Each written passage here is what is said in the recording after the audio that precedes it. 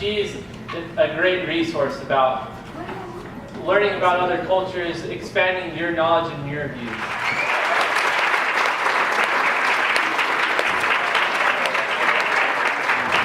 She's a box of surprises. She always gives you the best desires, the best wishes.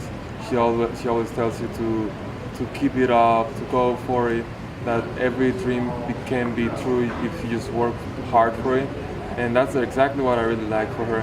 She is very encouraging. So if you can accept her and ask her any question, that'll be totally good, because she will be more than glad to answer all the questions. I like from her that it doesn't matter that she's been in too many environments, high environments. She's so humble that she can get involved with people like us students. So I grew up in the Soviet Union. There was a country like this. It fell apart, and I studied in St. Petersburg University, and I studied comparative linguistics. For you it might be a boring subject, it wasn't for me.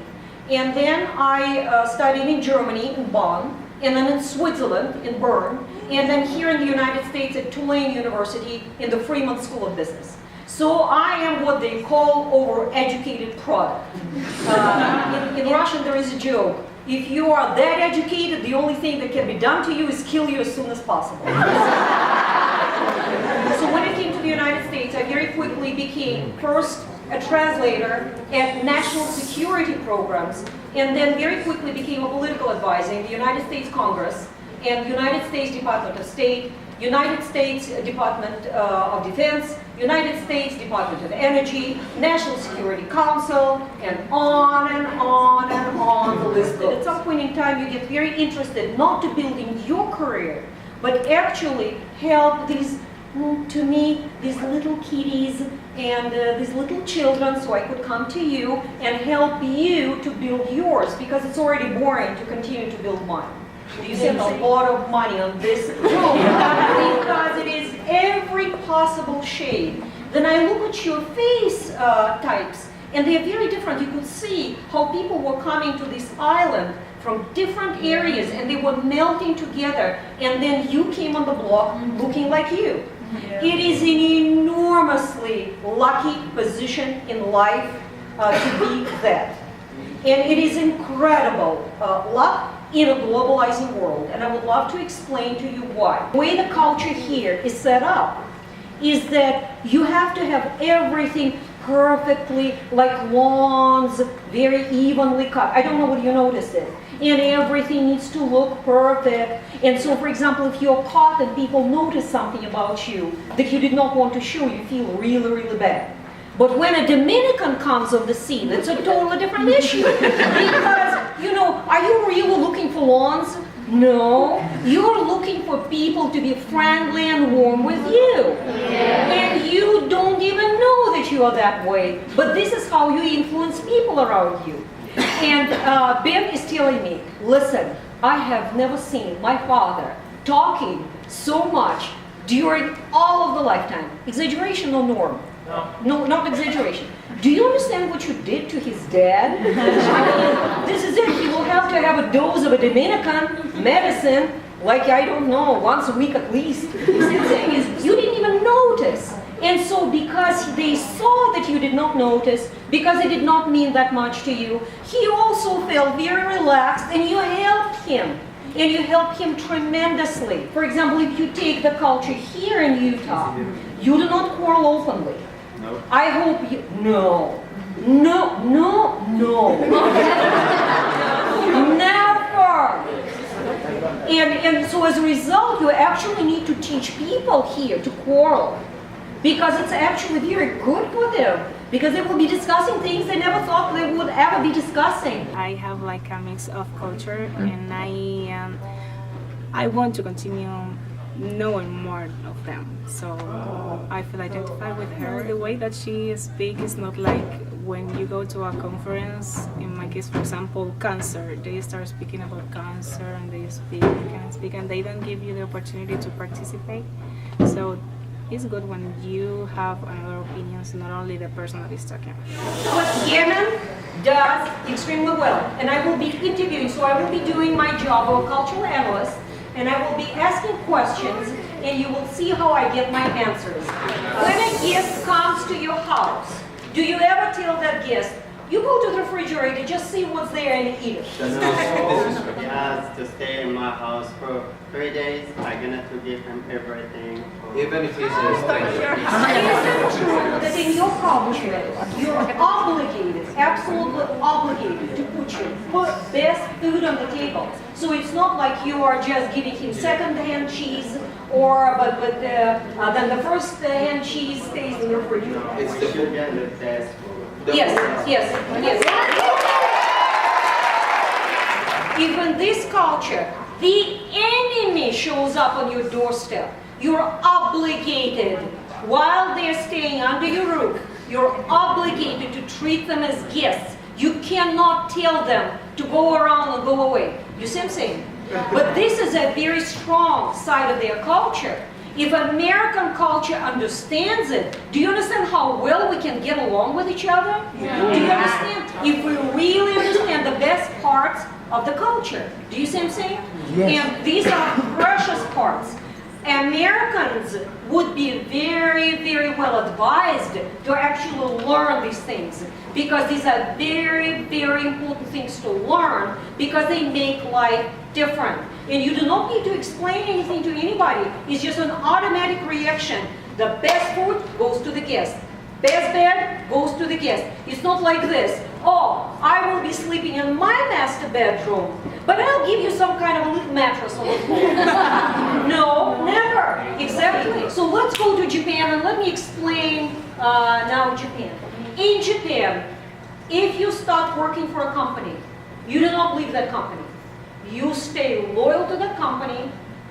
You take care of the company takes care of you.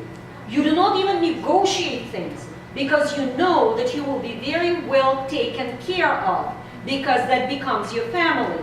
And your loyalty goes to that company. Do you understand how cozy, how wonderful it actually is to be like this? Because in America, 1 year, one company, another year, another company, another year, another company, another year, another company. Not in Japan. Is that right? Is that correct?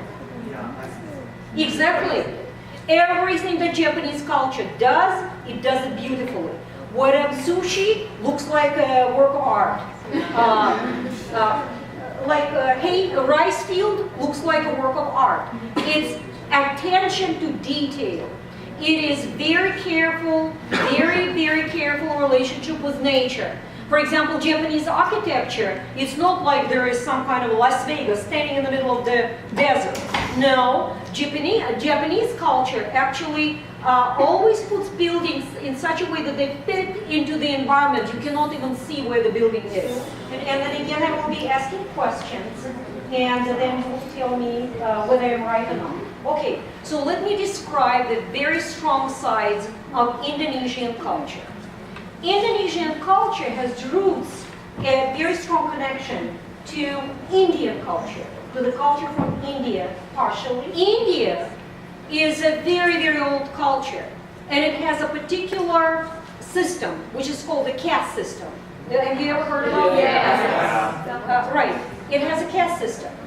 But when you become an Indonesian Muslim, you actually take the best parts of India and do not have any inequality, is it correct? But you do not have a caste system anymore, because you're a Muslim now.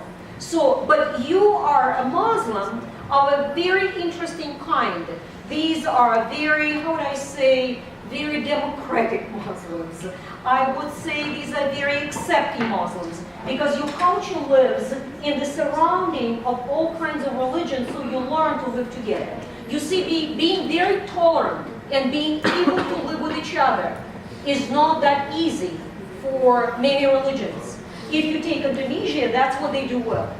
Let me ask you a question. Tell me, will you consult with your parents when you marry? And tell me, if your parents say no, will you actually listen to them? Yes. Will you want the explanation from them? You will. Tell me, will your mother treat your future husband as her own son? Yes. No quarrels in that country. I mean, of course there are some always, But generally speaking, when a girl marries or when the son, if a son marries, they accept that other as the child and they treat her or him as a child. And this is a very, very, very strong culture. So globalization is the process when everybody is coming together. So it redefines everybody's place in the world, which means that you have opportunities that you have never had before. That now what you have going against you is now actually working for you. You just cannot be blind to the question of culture in general. Globalization opened the doors that did not exist before. Because in the future, no country will be able to dominate the same. None. It will be just a spectrum of different countries doing different things and doing them well. Because you being here in these numbers is a sign of globalization.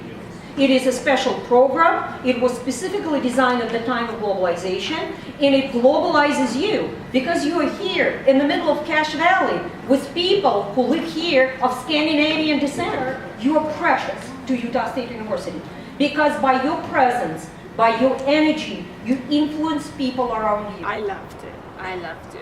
It was really, really Because great. Why? She was talking about so many things like that I'm interested in. She talked about globalization, cultures, getting to know people, to understand, and like that even if you're different than me, we can live together. And for me, it was amazing. I was like the whole presentation like this. I felt like she wants to be in. Oh yeah. Like she connects with you, and it's like you open the door, come bring in your life and your knowledge. It's like I felt connected that I've never felt that before, because it was like in other presentations like more formal stuff and like I know this and you're going to learn from me, but with her it was like we're here to share and please ask any questions. And I'm going to tell you this, but remember to ask me this. And it was like you feel like you